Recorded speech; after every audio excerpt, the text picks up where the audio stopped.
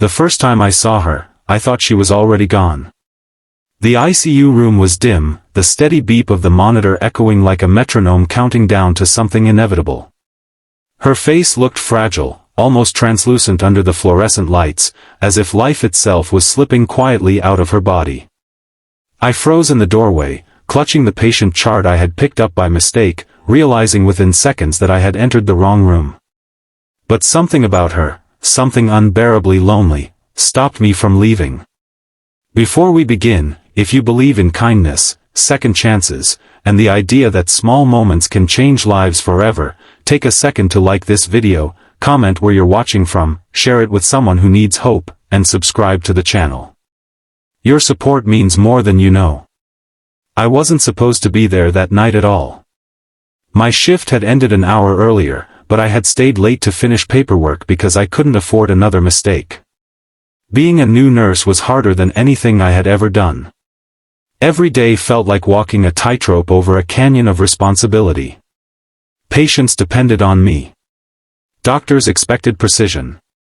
Senior nurses watched closely, waiting for me to slip up. And honestly, I already felt like I was failing. That week had been especially brutal. My mother's medical bills were piling up back home, my student loans were overdue, and I was constantly running on 4 hours of sleep. I felt like I was drowning, barely keeping my head above water. So when I accidentally grabbed the wrong chart and walked into that ICU room, it was just another mistake in a long list of mistakes. But the moment I saw her lying there, alone, something shifted. There were no flowers in the room.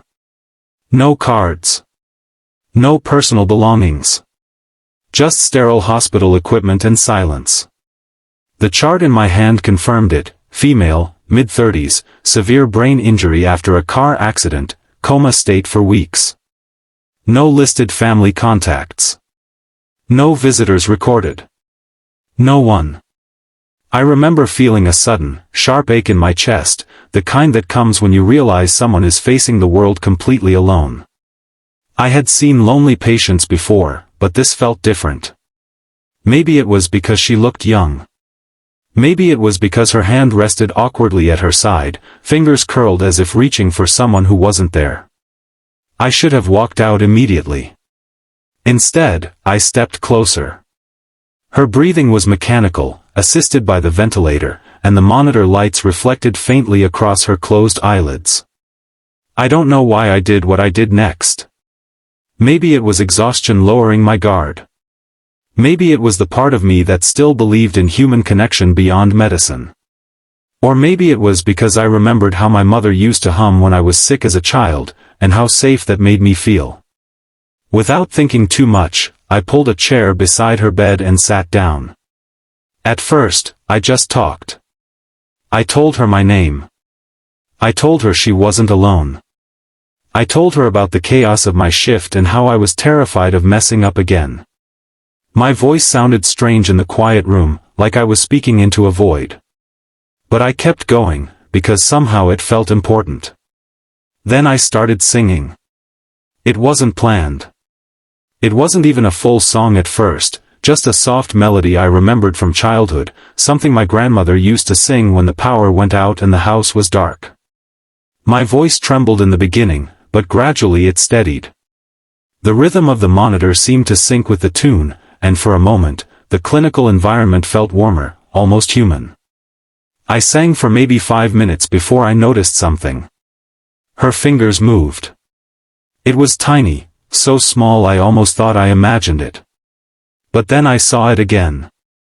A faint twitch, like a ripple under still water. My heart slammed against my ribs. I stood up so quickly the chair scraped loudly against the floor.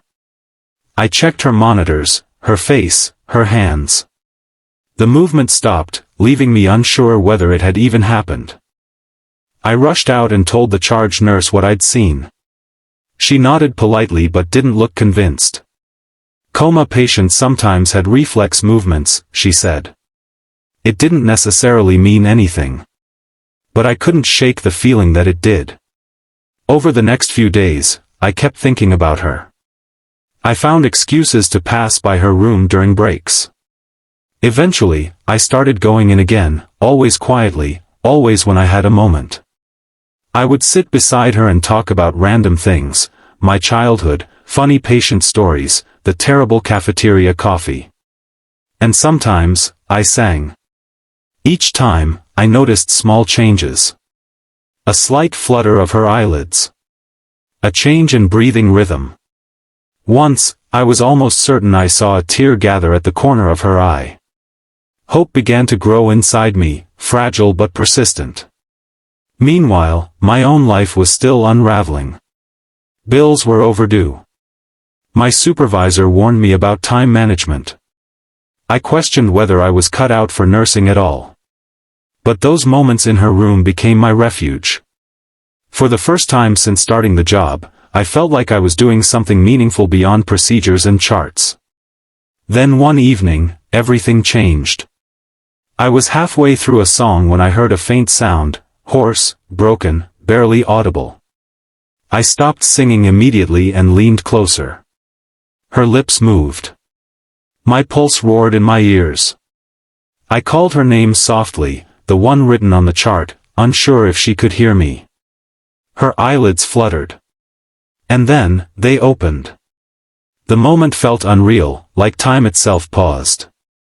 Her eyes were unfocused at first, scanning the ceiling, then slowly shifting toward me. Confusion filled her expression, but beneath it, there was awareness.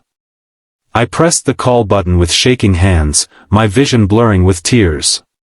The medical team rushed in, alarms sounding, voices overlapping.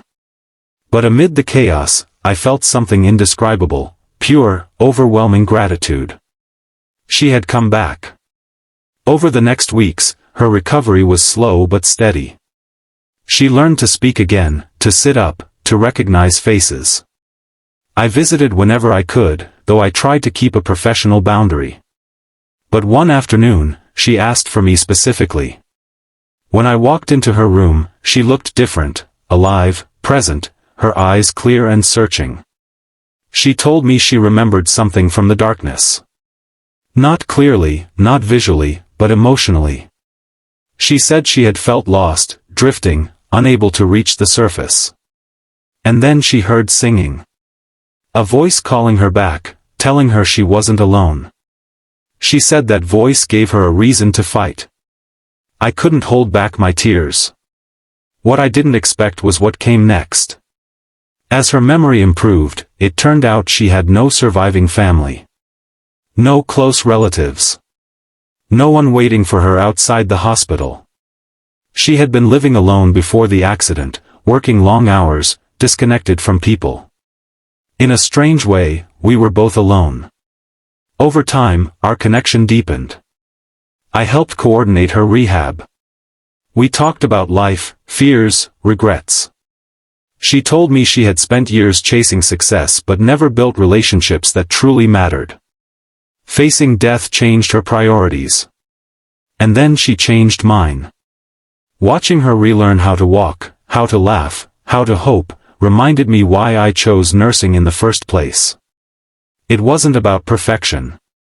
It wasn't about never making mistakes. It was about showing up for people when they needed someone most. Months later, when she was finally discharged, she handed me a small envelope. Inside was a handwritten note and a photo of the two of us taken during her therapy sessions. The note said that the night I sang to her was the night her life began again. And she wanted me to know that I had saved her, not with medicine, but with presence. I still keep that note in my locker. Because the truth is, she saved me too. She gave me confidence when I doubted myself. She reminded me that compassion is as powerful as any treatment. She showed me that sometimes the biggest impact comes from the smallest, most human moments. If this story touched your heart even a little, please take a moment to like the video, share it with someone who believes in hope, and subscribe for more real, emotional stories. Your engagement helps these messages reach people who might need them. And before we end, I have a special request. Comment the word hope if you believe one small act of kindness can change someone's life forever. Today, years later, we're still in each other's lives. Not as nurse and patient, but as friends who share an unbreakable bond formed in the most unexpected way. Every time I hear that old melody, I remember the dim ICU room, the lonely silence, and the moment a life came back from the edge. I entered the wrong room that night. But somehow, I found exactly where I was meant to be.